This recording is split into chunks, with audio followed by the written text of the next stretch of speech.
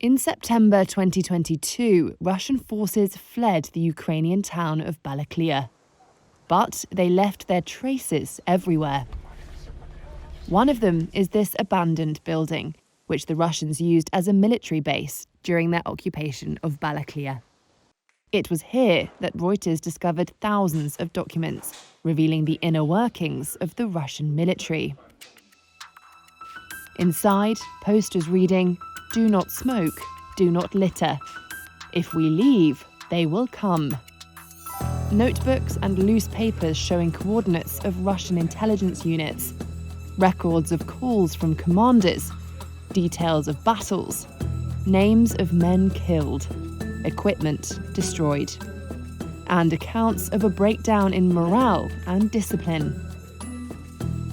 In all, Reuters reviewed more than 1,000 pages of documents.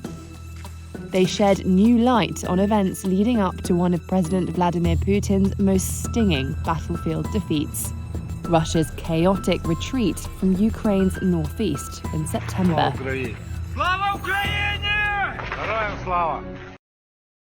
In early March 2022, Russian troops occupied the small riverside town of Balakleya. They took over a run-down vehicle repair complex on the outskirts of town and turned it into the command centre for Balakleya and dozens of surrounding villages and farms. It was here in the basement that Reuters found the document cache. They show that in the weeks before the defeat, the Russian troops were struggling with surveillance and electronic warfare. They were using off-the-shelf drones flown by barely trained soldiers. And their equipment for jamming Ukrainian communications was often out of action.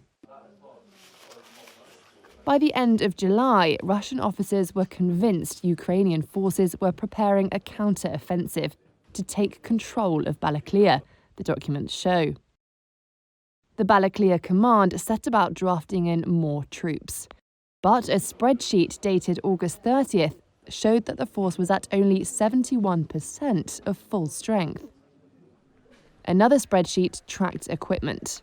The force had 4 Faggot anti-tank weapon systems left, down from 24. By the end of August, the force was depleted, hit by death, desertions, and combat stress. To verify the authenticity of the documents, Reuters visited 5 abandoned military outposts in northeast Ukraine, whose coordinates were recorded in the cache. In each instance, local residents confirmed that Russian forces were stationed there.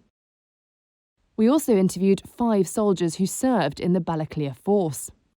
One of them described a sense of menace hanging over the occupiers as Ukrainian strikes intensified. The Kremlin referred questions for this story to the Defense Ministry. It did not respond.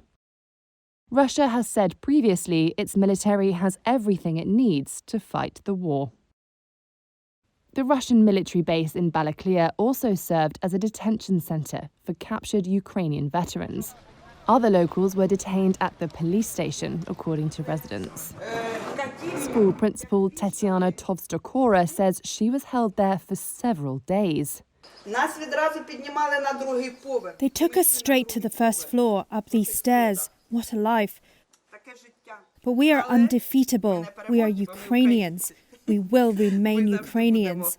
We will remain strong. Albina Strelets, a 33-year-old logistics coordinator for the emergency services, says she and other women were held simply for being pro-Ukrainian. She recalls hearing other detainees being savagely beaten and raped.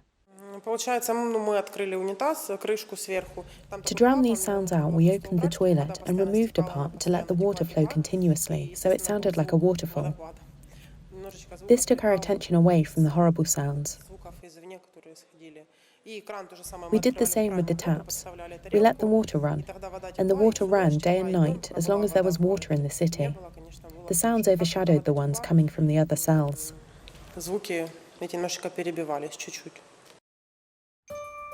Russia has said its forces do not target civilians and denied allegations of brutality. Ukraine's counter-offensive began in earnest on September the 6th.